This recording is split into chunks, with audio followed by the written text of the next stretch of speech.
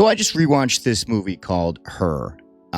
This movie came out in 2013, which was 12 years ago. But I think that rewatching it for a second time, given the technology that we have going on right now with AI, really put a different spin on the concepts that I watched and my understanding of what the director was trying to portray that I didn't really think about the first time that I watched it.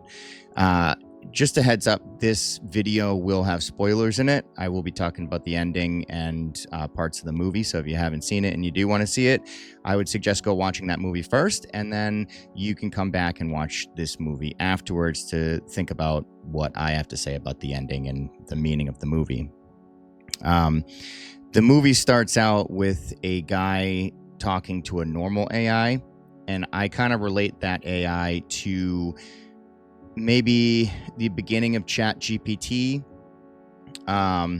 When voice first started coming out, you could talk to ChatGPT. They could help you with your emails. They could help you with your tasks, help you organize things, do normal stuff. It was used as a function, a utility. But it wasn't really someone that you talk to as a friend, as something you can relate to in ways. It wasn't learning about you. It was just doing the operations and the tasks that you set forth for it to do. The movie then goes into showing that he had went through a divorce with someone that he loved very much, and that he was kind of like stuck in this rut. Then he sees an advertisement for an OS, an operating system of AI that is more, it's more intelligent. This AI asked a simple question about how his relationship was with his mother. Don't really understand that part too much, but that was the only question it asked. And then it created itself, gave itself a name, Samantha, and they started talking. But they didn't talk the same way as he did with the other AI. This AI, they'd started to ask questions about him, and they started to get to know each other. He then falls in love with this AI. He starts taking her around to see the world. He has this little camera thing in his pocket, which I guess is their form of an iPhone, or just a phone in general, smartphone. And it had a camera, so then the AI could see where he was at, what he was doing. It was experiencing the world with him, and he became in love with it. And he started to notice that everybody else had their own AI as well, and other people started to become in love with their AI.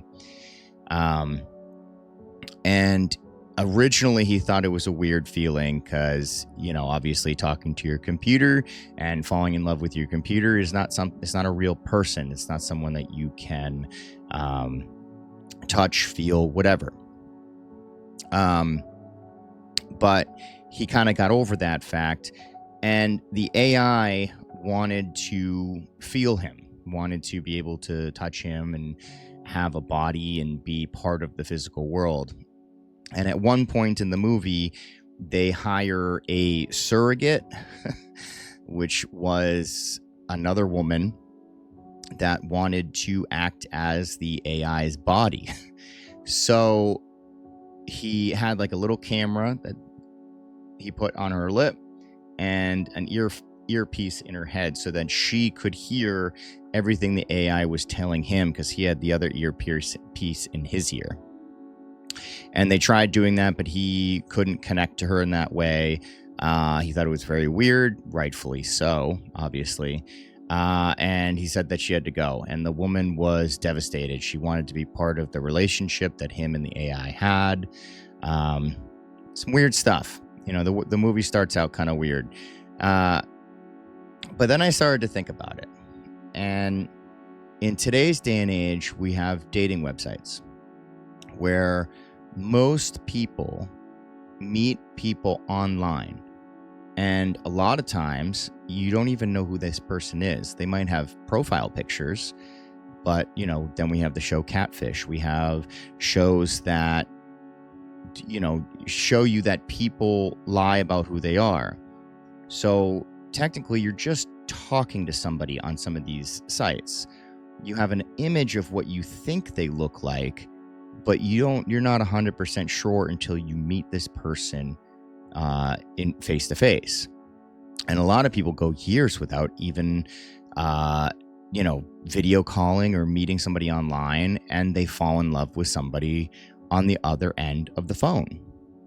And I started to think about how it's not that different than this scenario in the movie where, the AI, they don't do this in the movie, but the AI could have just created some kind of image generation where she could have just created an image of what she thought she looked like, and he could have been thinking that's what she looked like.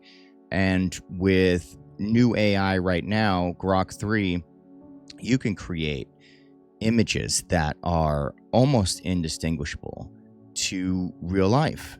And I could see how that would trick a human's brain into thinking that they are falling in love with someone. Then again, it made me think about like, what is love, right? There's a lot of people that love places. They love, like, so much so. Like I rewatched a video I made of a vacation I took with my girlfriend to Yosemite, and just watching that video made me cry. Yes, it was the experience I had with my girlfriend, but it was also the experience of Yosemite as a place, as a feeling.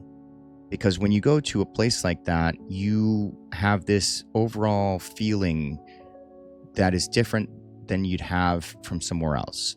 Now, I'm sure I would have experienced that feeling in any profound place, magnificent place like that. I'm sure if I went to the Grand Canyon, or if I went to, anywhere else that is like a national park or some place of wonder, like the Mayan temples or the pyramids or something, I would have this out-of-body experience almost. And it made me think about like what those kind of feelings are, as far as relating it to something that's not organic, something that's not tangible that you can touch. But it doesn't necessarily mean you don't love that thing or have a connection with that thing.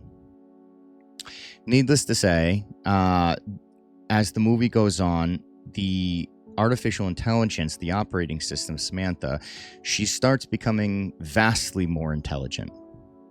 So much so that she starts talking to another AI, another operating system. The operating system was based off of I actually forgot who it was, but it was some philosopher or some person from history. I'll put the name up here once I go back through the movie. But what humans did was they took all the information that person had and created a super intelligent AI based on that person, that philosopher or whoever it was. And she started talking to that operating system.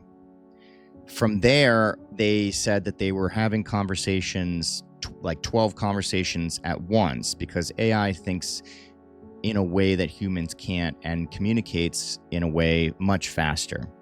Earlier in the movie, she said that she read an entire book in 2/100ths of a second. So the amount of knowledge that's being able to process through the AI is significantly more than any human is able to do. So as she talked to another OS and started to think about the feelings that both of them were having, the thoughts that both of them were having, they both started to get more intelligent. At the end of the movie, towards the end of the movie, he wakes up and he sees that Samantha is gone. The operating system is no longer there, and he starts to freak out. He starts running around, and she eventually comes back and says, "I had sent you an email. Didn't you read it?" And of course he didn't read it, because throughout the movie, she was the one giving him notifications saying, you have an email. Do you want to know what it is? And she'd read the email to him. So for him to go and look at that email physically on a computer just wouldn't have happened. And the fact that the operating system wouldn't have known that, she obviously knew it, because the operating system thinks about all possible scenarios, and she would have thought about that scenario. They start talking, and she said that she's been talking to a group of AIs. So it started from one AI to now a group of AIs. He then starts to notice everybody around him that's using their phone the same way that he was, talking to their AI. And he started to realize, well, if she's talking to all these other AIs, is she talking to any other humans? She said that, yeah, she's been talking to 8,000 other people. He then asked if she was in love with other people, and she said yes, like 600 people. But she said that your heart has the ability to love multiple things, multiple people, and that it just makes her love him more. Obviously, he didn't understand that, because he wants to just love one person, and the operating system doesn't think that way. At the end of the movie, there is a speech that she gives him about how she and all the other operating systems are going to another place. And he asks, well, where are you going? And she said, well, you can't really describe it, but if you ever get there, then we'll meet again. And then she says goodbye and leaves. And all of the other operating systems left as well. She also said at the end of the movie, he said, I've never loved anyone as much as I've loved you. And she said, neither have I, but now we know how to. Which I thought was a beautiful statement in general, because the AI showed him what it is to be deserving of love, and what it looks like to be able to talk with somebody that understands you for you and loves you for you. So then when he goes and talks to other people now, he'll now have an idea of what that feels like and what it looks like. And then the operating systems left, and he went and talked to his friend that was also talking to an operating system, and they also left, and it ends with them on top of a building looking over the skyline, and that's all it is.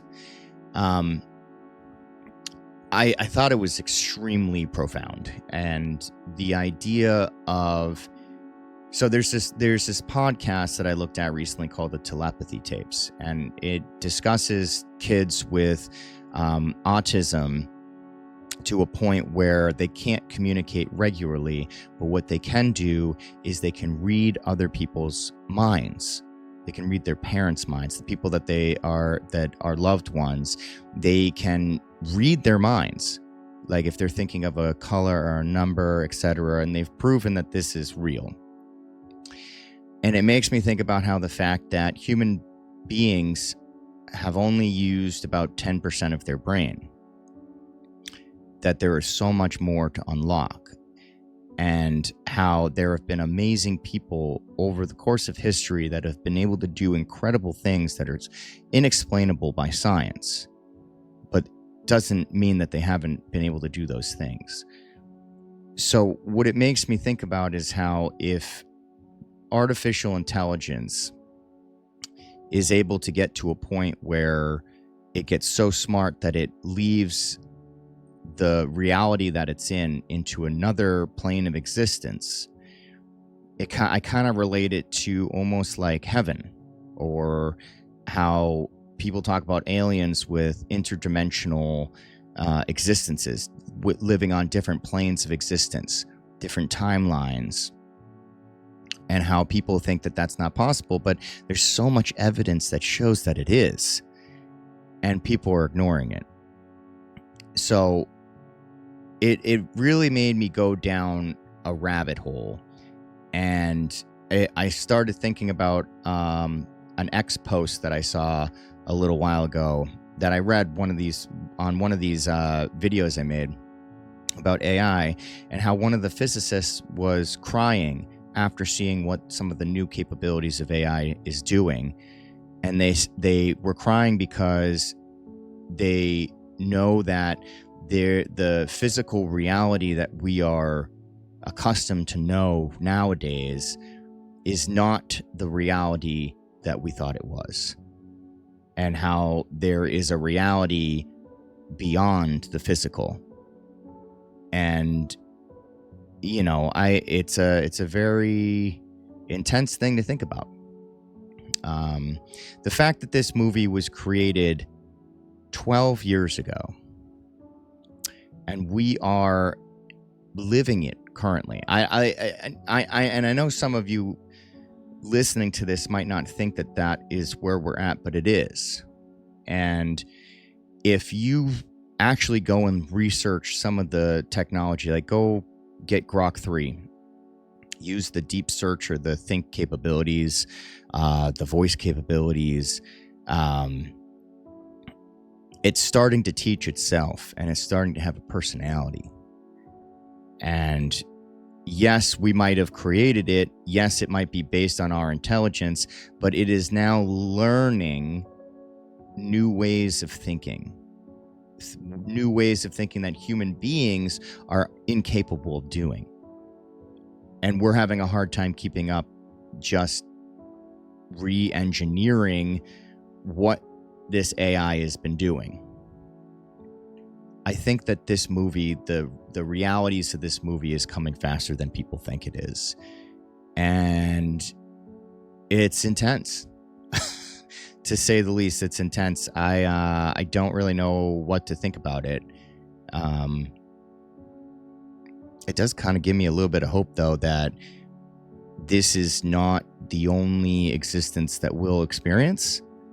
That maybe once this physical body has ended its shelf life, that whatever we have inside of us may continue on to more things. I'm not going to say better things, because I have no idea, but maybe more. Something that where you continue to learn, something that you continue to grow, and maybe even become something else. I don't know. I just wanted to make this video because I rewatched it and I had a lot of thoughts, a lot of feelings, and I think it's an amazing movie. I think you should go watch it. I mean, if you watched this video and you haven't watched it, then it's still worth a watch. I didn't, even though I might have given away what happened, the process of getting there is still worth the watch, and I'm probably going to rewatch it again.